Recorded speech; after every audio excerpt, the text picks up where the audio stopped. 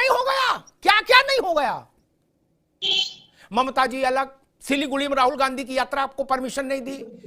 अरविंद केजरीवाल ने पंजाब में लिख दिया नो एंट्री, खाया जाएगा, कोर्ट को मारा जाएगा। नहीं, एक मिनट रुक जाओ, कोर्ट को मारेंगे। अरे रुको भाई, मैं विकल्प दे दूं, आप कोर्ट को मारेंगे, सुप्रीम कोर्ट पे चढ़ाई कर देंगे, या काशी में जो भक्त हैं। अमिताभ जी, भारतीय जनता पार्टी के द्वारा 900 मस्जिदों को चिन्हित किया गया है। 900 मस्जिदों, 900 मस्जिदों को चिन्हित किया गया। पे आके बोला ईंट से ईंट बजा देंगे, और फिर घर गए बिरयानी खाई सो गए। क्या कौन ईंट से ईंट का किसकी बजा देगा भाई?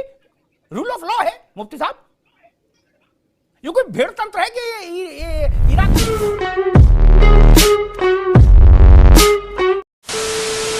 नमस्कार दोस्तों, स्वागत है आपका एक और नए डिबेट वीडियो पर। ज्ञानवापी पर एएसआई की सर्वे रिपोर्ट आ गई है जो 239 पेज की है। दोस्तों, इस सर्वे में साफ साफ कह दिया गया है कि यहाँ पर खंडित मूर्तियाँ पाई गई है और कुछ शिलालेख पाए गए हैं जो अलग अलग भारतीय लैंग्वेज में है और संस्कृत में भी है, और उर्दू में भी एक है, उर्दू समझो या अरबी समझो। उसमें ये साफ साफ लिखा गया है कि किस तरह से इस मंदिर को तोड़कर इसे मस्जिद बनाया गया है, जो औरंगजेब के सिपा सालार या जिन्होंने किसी ने लिखा होगा। तो दोस्तों, इसी पर ये डिबेट वीडियो है। डिबेट में आप देखो कि मुन्ना खान जो सस्ता नशा करके आए हैं वो अनर्गल बातें कर रहे हैं, और उनके अनर्गल बातों को अमिताभ अग्निहोत्री ने किस तरह ध्वस्त करके उनको अच्छे से लपेट लिया। तो दोस्तों, डिबेट बड़ी मजेदार है, आपको आनंद आएगा, और इसी से रिलेटेड अब और डिबेट वीडियो आने वाले हैं। मैं समझ गया ज्ञानवापी पर मुद्दे को अमिताभ अग्निहोत्री जी छोड़ेंगे नहीं। जैसे जैसे उनको वीडियो बनाते जाएंगे वैसे वैसे मैं भी उनकी अच्छी अच्छी क्लिप लेके आके आपके समक्ष प्रस्तुत करता रहूँगा। उम्मीद करता हूँ गुरुजी रिपोर्ट नहीं मारेंगे। तो चलिए दोस्तों, शुरू करते हैं डिबेट वीडियो। Let's start. ये क्या चल रहा है शमशेर सिंह जी? देखते जाओ बस। कुछ इतिहासकारों ने मसला उठाया कि अयोध्या का मंदिर अकबर ने, बाबर ने नहीं, औरंगजेब के समय में तोड़ा गया। हमारे मित्र है किशोर कुणाल, बहुत योग्य व्यक्ति हैं, उन्होंने उस पर शोध भी किया, कुछ अध्ययन भी किया इसी बात पर।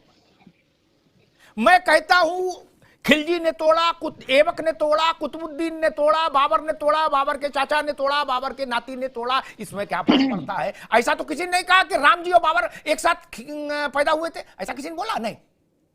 महादेव और बाबर और खिलजी एक साथ ही स्कूल में जाते थे, ऐसा कोई बोल रहा नहीं ना।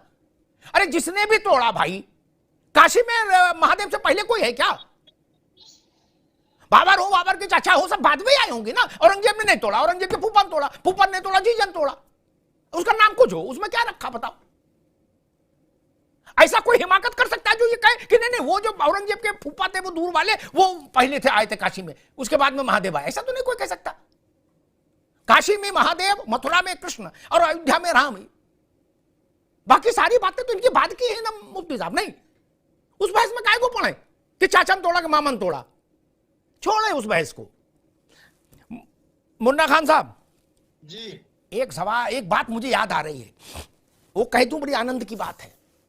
अवधेश जी आप भी सुन लो, और बाकी देश को तो आनंद आएगा ही, ऐसी बात सुनी नहीं होगी।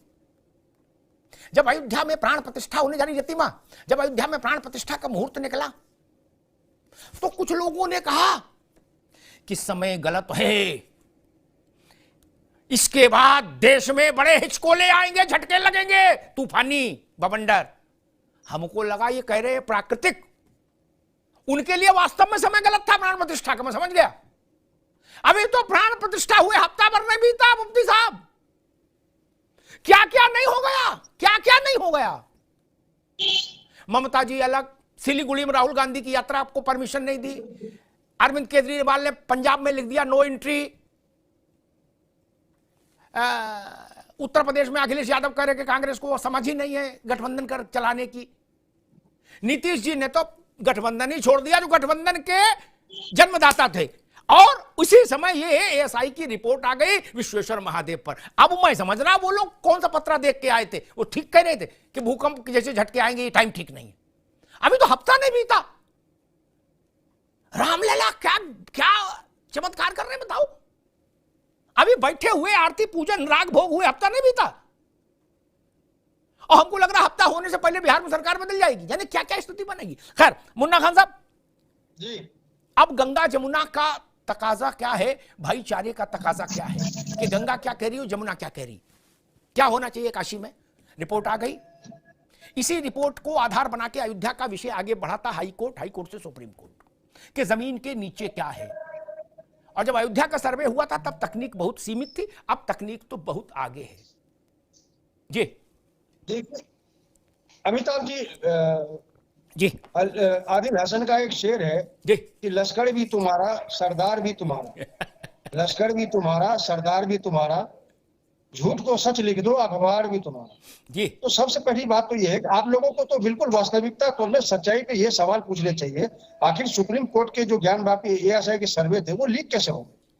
क्या ये संवेदनशील मामला नहीं है? नहीं ना, अरे आपकी जब जानकारी मामला गलत। मुन्ना खान न्यायालय एक मिनट में- रुको, आपकी जानकारी तथ्य गलत है, तथ्य गलत है। नहीं, मैं बता अरे नहीं, रहा आपकी हूं। जानकारी गलत है, आप आप विवाद पैदा कर दोगे। संवेदनशील मामला आपको समझ नहीं अभी इस विषय की। कोर्ट के आदेश से रिपोर्ट, अरे रुको भाई, अभी रोकिए इनकी आवाज। कोर्ट के आदेश से रिपोर्ट दी गई, मुस्लिम पक्ष ने कहा कि हुजूर साथ में यह भी लिख दिया जाए हुक्मनामे में कि रिपोर्ट पब्लिक नहीं होगी। कोर्ट ने कहा नहीं, पब्लिक करने पर कोई रोक नहीं। कोर्ट के आदेश से रिपोर्ट पब्लिक हुई है, इसलिए इसको ऐसे मत बोलिए। आप बताइए। कोर्ट में गुहार लग रही थी जी। और सुप्रीम कोर्ट शहंशाह के आदेश पे चल रहा है। जिस तरीके से राम मंदिर का फैसला आया, जिस तरीके से कम्युनिटी को नजरअंदाज किया गया, बाद में उसी जज को राज्यसभा का सांसद बनाया गया, क्या ये सच्चाई दर्शाती है? अच्छा, मतलब आप ये कह रहे हो कि सुप्रीम कोर्ट भी फैसला मिला हुआ है? आप ये कह रहे हो सुप्रीम कोर्ट मिला जब हुआ कर रहे हो भाई, नहीं। ले कहीं ना कहीं सुप्रीम कोर्ट भी सरकार के दबाव में फैसला ले रहा है, क्योंकि 5 जजों की जो मीटिंग जी, मैं समझ कमेटी थी, गया। वो बाहर आके प्रेस की कि हमें सुचारू रूप से निर्णय नहीं ले दिया जा रहा। तो कौन भी निर्णय नहीं लिया जा रहा भाई? वही जो सरकार में है, जो शाह और शहंशाह की जो बरगोलेपन की निशानी है कि कहीं ना कहीं आज ये सरकार के समझ गया, दबाव मैं में समझ गया। सुप्रीम खान साहब, ठीक है। जज भी है। मैं सोचता था कि कुछ समझ बढ़ी होगी स्थितियों को देखकर, परिस्थितियों को देखकर, घटनाओं को देखकर। वही भाषा जो हमने शाहबानों के समय सुनी कि सुप्रीम कोर्ट की भी ऐसी और वैसी। मैं वो शब्द यहां बोल नहीं सकता जो बोले गए सुप्रीम कोर्ट के लिए। अब राम मंदिर के लिए भी सुप्रीम कोर्ट को खरी खोटी सुनाई जा रहे हैं और काशी विश्वनाथ के लिए भी, जबकि काशी विश्वनाथ में तो अभी कोर्ट ने कोई आदेश दिया नहीं। हाँ, देगा आदेश। अयोध्या में आया तो यहां भी आएगा, मथुरा में भी आएगा। लेकिन कोर्ट पर ऐसे उंगली मत उठाइए। आपके हक में फैसला आए तो बल्ले बल्ले, आपके खिलाफ फैसला आए तो कोर्ट को करके खड़ा कर दोगे महाराज। ये नहीं करिए, ये रास्ता ठीक नहीं। उस सवाल से गंगा जमुना दोनों की सेहत तय होगी इस देश में, भाई की भी सेहत तय होगी और चारे की भी। मुन्ना खान साहब, मेरा सवाल आपसे, अगर कल देश की सबसे बड़ी इजलास ने सुप्रीम कोर्ट में मामला, हाई कोर्ट लोअर कोर्ट होते तो सुप्रीम कोर्ट जाएंगे। सुप्रीम कोर्ट ने फैसला दिया कि हाँ भाई, यहाँ जो एएसआई की रिपोर्ट है वो सही है, यहाँ जो अभी का स्ट्रक्चर है, यानी अभी जो मस्जिद वहां है उससे पहले वहां एक बड़ा हिंदू मंदिर था जिसको थोड़ी मस्जिद बनाई गई, ऐसा निर्णय आ गया, तो क्या करेंगे फिर? आपने कहा कि अगर कोर्ट ने निर्णय दे दिया तो अंजाम भुगतने को करेंगे, तो क्या अंजाम दिखाया जाएगा? कोर्ट को मारा जाएगा? नहीं, एक मिनट रुक जाओ। कोर्ट को मारेंगे? अरे रुको भाई, मैं विकल्प दे दूं। आप कोर्ट को मारेंगे, सुप्रीम कोर्ट पे चढ़ाई कर देंगे, या काशी में जो भक्त हैं उन पर चढ़ाई कर देंगे, जाके क्या करेंगे? लाठी डंडा लेके निकल आएंगे, क्या करेंगे? आपने कहा कि फिर अंजाम भुगतने के लिए तैयार रहना। अयोध्या में हमने खामोशी अख्तियार कर ली, अब की नहीं करेंगे, तो मतलब फिर क्या करेंगे जब खामोशी अख्तियार नहीं होगी? तो अमिताभ जी 1990 में कानून बना था कि जो 100 साल पुराना जो धर्म स्थल है वो ऐसे ही रहेगा। तो उस कानून का क्या हुआ? मतलब जब जब सरकारें बदलेगी तब तब ये नया नया फरमान आएगा। क्या एक मोनिटरी को इस तरीके से टारगेट करोगे, एक समुदाय को इस तरीके से टारगेट करोगे? क्या आदत कैसे रखा है सरकार? क्या यही मैं बहुत अदब से एक बात कहना चाहता हूं, बात तीखी है लेकिन कहूंगा जरूर। जिस पार्टी की सरकार वर्शिप एक्ट लेके आई थी मुफ्ती साहब, क्या उस पार्टी के देश में 44 सांसद बचे कुल? कितने? 44। कल भारत की संसद उस वर्शिप एक्ट को इतिहास के कूड़ेदान में फेंक दे तो कौन रोक लेगा? मुफ्ती साहब बताइए, कौन भाई का लाल हाथ पकड़ लेगा? Tell me. जो पार्टी लेके आई थी, जिसकी सरकार नरसिंह राव, उनकी पार्टी के 44 सांसद बचे कुल देश भर में। साहब ने मतलब अदालत को भी धमकी बोले, हम तुमको भी देख लेंगे। वो शाहबानों का केस इसलिए हो गया, राजीव जी थे, वो डर गए, पहले हिम्मत जुटाए, फिर रात में मौलानाओं से मिले, मौलाना उनको हड़काए, वो डर गए, पीछे आ गए। आरिफ मोहम्मद समझाते रहे, नहीं माने, घोर मठा कर दिया तो 44 पे बैठी पार्टी। वहीं से उनका डिक्लाइन शुरू हुआ। और ऐसी भाषा मत नहीं बोली जानी चाहिए कि तब देख लेना, क्या कुछ नहीं होगा। क्या होगा? एकदम बढ़िया प्राण प्रतिष्ठा हुई, आगे भी होगी, होना चाहिए, क्या समस्या? और संसद का कानून मैं एक उदाहरण दूं, फिर अवधेश जी आपकी बात अधूरी रह गई थी। संसद का कानून कुरान की आयत नहीं है, न वेद का श्लोक है। 125 बार कानून बदले गए संसद के, संविधान के। संविधान में 125 बार संशोधन हो चुका है। संविधान, संसद इस देश के 150 करोड़ लोगों की इच्छा से चलने वाली चीजें हैं। ठीक, सबसे बड़ी क्या है इस देश में? इस 150 करोड़ लोगों की इच्छा, ये जान लीजिए। उस इच्छा से जब जब कानून टकराए मुफ्ती साहब, 125 बार उनमें तब्दीलियां की गई। मुल्क की इच्छा, देश की इच्छा। अब देश में मुन्ना खान साहब, मैं एक जो बात कल होनी उस पर भी आज चर्चा कर लूं, क्योंकि कल तो चर्चा करनी पड़ेगी। हाई कोर्ट ने मथुरा में ईदगाह मस्जिद के अंदर सर्वे की इजाजत दे दी, एएसआई वाले, ठीक, ऐसे ही वैज्ञानिक वाला, ठीक। सुप्रीम कोर्ट ने उस पर इंटरिम रोक लगाई है, रोक नहीं, इंटरिम रोक, क्या भी रुक जाओ, बताते हैं, ठीक।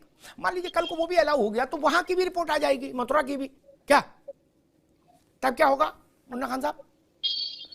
अमिताभ जी, भारतीय जनता पार्टी के द्वारा 900 मस्जिदों को चिन्हित किया गया है। 900 मस्जिदों, 900 मस्जिदों को चिन्हित किया गया है जी, जिसे ध्वस्त करके मंदिर बनाने की योजना है। नहीं तो अभी ध्वस्त कोई किया, एक काशी मंदिर में को ध्वस्त बर्दाश्त तो कर नहीं किया सकता है। मुन्ना खान साहब। मस्जिदों का मसला, बार बार मंदिरों का मसला उब चुकी है देश की जनता। नहीं मुन्ना खान साहब, कम्युनिटी के लोग, मेरे भाई, अरे एक मिनट मुन्ना भाई, एक मिनट यदि मैं एक मिनट मुन्ना भाई, 10 साल तो इनकी सरकार को हो गए, मोदी जी की। अभी कहां कोई काशिम को ध्वस्त हुआ नहीं, मथुरा में ध्वस्त हुआ ईदगाह नहीं। फिर ऐसा तो प्रचार ना करो, ध्वस्त करना चाहते हैं। अमिताभ जी 900 मस्जिदों की लिस्ट बनाई है और इस बार ये नहीं चलेगा। अच्छा, बार बार तुम मस्जिदों से एक कम्युनिटी को डराओगे, ये नहीं चलेगा। अच्छा, और क्या याद चलेगा? रखना, ये नुकसान देश का हो रहा है, ये नुकसान भारतीय जनता पार्टी का नहीं हो रहा, ये नुकसान भारतीय जनता का हो रहा है। और जनता को समझने की जरूरत है कि मंदिर और मस्जिद के पीछे जो सरकार छुपना चाह रही है जी, उसके मेन लेकिन मथुरा के सर्वे का क्या होगा खान साहब? मंदिर के अरे रुको भाई, मथुरा के सर्वे का फिर क्या मसला बनेगा?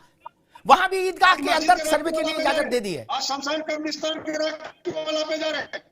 इसकी मेन वजह है कि कहीं ना मैं कहीं ठीक, रुकना होगा अभी। मैं तो हैरान हूं, आ रहा हूं अवधेश भाई। जितनी बातें टीवी पे की करते सब लोग, मुफ्ती साहब, 100 देश के 100 प्रतिष्ठित मुस्लिम कोई जगह चुन लेते। काशी में जब ये सर्वे का आदेश हुआ तो इसके विरोध में आमरण अनशन करते, किसी ने नहीं किया। क्या बढ़िया बिरयानी चापी, किसी ने कुछ किया? टीवी पे आके बोला ईंट से ईंट बजा देंगे, और फिर घर गए बिरयानी खाई सो गए। क्या कौन ईंट से ईंट का किसकी बजा देगा भाई? रूल ऑफ लॉ है मुफ्ती साहब। ये कोई भेड़ तंत्र है कि ये इराक और सीरिया है? खत्म। ये बड़ी अच्छी बात कही आप। तो दोस्तों डिबेट हो गई खत्म, वीडियो हो गई पूरी। उम्मीद करता हूँ दोस्तों ये डिबेट वीडियो आपको पसंद आई होगी। दोस्तों इस डिबेट का मैं लिंक आपको दे रहा हूँ डिस्क्रिप्शन में, पूरा देखना। क्योंकि जो मुफ्ती जी बैठे हैं, मुफ्ती नजीमुद्दीन क्या नाम है पता नहीं, मुझे इनके नाम लेने में काफ़ी तकलीफ होती है, तो उनका भी इसमें ज़रा देख लेना डिबेट, क्योंकि उन्होंने बहुत सारी अच्छी अच्छी बातें कही। उनके बिना तो ये डिबेट अधूरा ही था, लेकिन इतनी बड़े पॉइंट में कवर नहीं कर सकता, रिस्ट्रिक्शन होती है। तो उनका पॉइंट ऑफ व्यू जरूर देख लेना दोस्तों, बहुत ही अच्छी बात कही उन्होंने। और ज़रूरी भी है सबको जानना। अगर हमारे मुस्लिम भाई अगर उनकी बात नहीं समझेंगे और उनके भड़काऊ जो नेता हैं भड़काऊ बयान देते हैं उन पर चलेंगे तो उनके लिए प्रॉब्लम हो जाएगी, क्योंकि बुलडोजर का ज़माना है। तो उम्मीद करता हूँ दोस्तों ये डिबेट वीडियो कंटेंट मेरा काम आपको पसंद आया होगा। अगर ये डिबेट वीडियो कंटेंट मेरा काम आपको पसंद आया तो चैनल सब्सक्राइब करते जरूर जाएंगे। मिलता हूँ आपसे अगले वीडियो में, तब तक के लिए जय हिंद, वंदे मातरम।